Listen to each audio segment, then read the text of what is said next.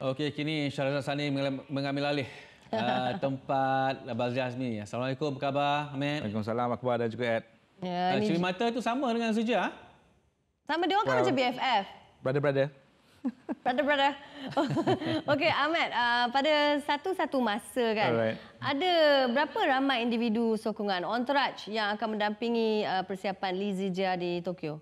Sama-sama kita kenal pasti Adeline, Akbar dan juga peminat sukan tanah air. Yang pertama, seorang pengarah teknikal yang boleh turun sparring, Wang Chun Han. Dua jurulatih, Hendawan dan juga Datuk T. Siu Bok. Seorang jurulatih fizikal, dua pegawai ASN, tidak termasuk seorang jurulatih mental ataupun mental coach dan mungkin dua rakan sparring di gelanggang. Jadi berapa ramai itu? Dan saya ingin menegaskan bahawa Zijia sebenarnya berhak untuk menerima sokongan seperti ini kerana dia membuktikan di kemuncak prestasi dia boleh mencapai sesuatu yang luar biasa. Saya masih ingat lagi apa yang diperkatakan Zijia kepada saya. Apa sahaja yang dinikmati dia ketika ini bukan sesuatu yang dicuri tetapi hasil titik peluh dia sendiri. Dan saya berharapkan agar sokongan ini membuahkan hasil yang membuktikan kepada mana-mana pemain dalam BM, misalnya bahawa jika anda menampilkan prestasi yang sebaiknya, prestasi sebenar, maka anda akan diberikan segala kemudahan dan juga kelebihan untuk memburu gemilang atas nama Malaysia. Okey, Ahmed, seperti laporan yang Ahmed bawakan semalam, pemain badminton ke Tokyo tak ada rakan sepelatih. Tetapi di Betul. ABM ada tak yang diserap di AM selain mereka yang berada dalam skuad perseorangan lelaki, Ahmed? Okey, saya bagi hint kepada Akbar dan juga Elin. Dia pernah muncul juara siri super terbuka Perancis. Satu-satunya pemain selain pada Datuk Lee Chong Wei untuk memperoleh kejuaraan siri super edisi 2012 menewaskan Victor Sesson. Anda tahu siapa? Darren. Ya, betul, Liu Darren.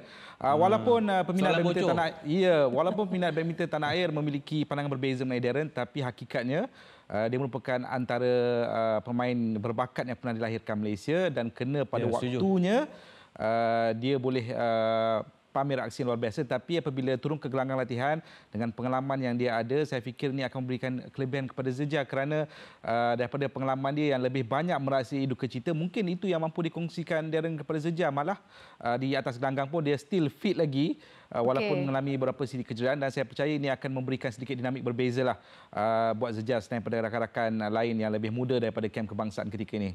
Debak. Darren. Debak. Okey, kita letak kekangan COVID-19 ke tepi lah kan. Okay. Tapi ke tepi lah. Tepi mana? Bosan dengan COVID ni. Sukar untuk tidak membandingkan Lee Zijia dan juga Datuk Lee Chong Wei. Ada apa-apa persamaan antara dua individu ni dalam persiapan mereka ke pentas Olimpik? Kalau nak dibandingkan persiapan Datuk Lee Chong Wei ke Rio 2016 dengan Zijia ke Tokyo 2020, sangat berbezalah. Pada waktu itu Datuk Lee Chong Wei sudah seorang veteran, tapi saya mahu berkongsi satu pengalaman yang Datuk Lee Chong Wei ceritakan kepada saya bahawa kalau silap minta maaf Datuk Lee Chong Wei, tapi ketika penampilan Olimpik sulung dia di Athens 2004, peminat sukan tanah air dan dunia hanya ingat 3 pingat perak Olimpik dia, tapi dia menegaskan bahawa dia menyesal ketika aksi Olimpik pertama dia itu dia menganggap dia sebagai satu medan untuk mencari pengalaman. Jadi saya tidak mahu ini yang dijadikan sandaran buat Lee Zijia kerana kita tidak tahu apa akan jadi pada masa akan datang. Ini peluang yang terbaik, sudah layak ke pentas Olimpik. Ramai juga yang ke pentas Olimpik sebagai first timers. Anders Antonsen misalnya, Kento Momota, dan ini pemain-pemain yang disifatkan sebagai pencapai buat Lee Zijia. Jadi apa sahaja keputusan dibawa pulang Lee Zijia nanti, saya tidak mahu dengar ada perkataan kesal ataupun menyesal, itulah. Ya, okey. Tak nak kesal. Matt, kalau kita tengok kan hubungan akrab Ahmed dengan Lee Zijia ni lebih rapat berbanding dengan, kalau tak keterlaluan saya cakapkan, dengan rakan-rakan sepelatih di ABM. Tapi ada tak dia buka rahsia, dia katakan saya gementar dan saya rasa macam saya tak cukup persediaan, saya nervous, saya tak boleh bagi harapan tinggi. Ada tak perkara ini dikongsikan secara peribadi Zijia dengan Ahmed?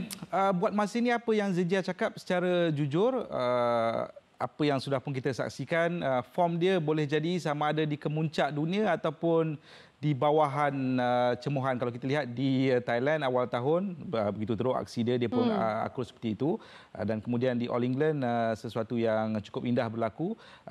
Pada pandangan saya, apa yang sudah dibicarakan sejak daripada All England tu sehingga sekarang ini, tidak ada bicara bahawa dia gementar ataupun dia risau ataupun gusar untuk pamerkan prestasi sebenar. Kalau tanya dia sendiri, sudah pasti dia mahu muncul juara. Tapi pada ketika ini, apabila orang meletakkan dia sebagai harapan untuk membawa pulang pingat emas, dia faham kedudukan itu ataupun tanggungjawab yang cukup besar itu. Tapi pada ketika ini, dia sendiri mahu memburu pingat. Itu yang paling penting. Okey, ada hunger tu. Ciao Zijia. Baik, terima kasih Syarazad Sani. Sama-sama Thank you, kembali. Ahmad. Baik, ini adalah senarai pemain-pemain badminton yang akan ke Tokyo. Lee Zijia, persamaan lelaki. Kita ada wakil dalam semua kategori ya. Sonia Chia, Aaron Chia So Week, Chamik Kwan Lee Meng Yan dan juga Chan Peng Sun Go Liu Ying. Chan Peng Sun, Go Liu Ying akan menjadi pemenang pingat emas. InsyaAllah. Mungkin.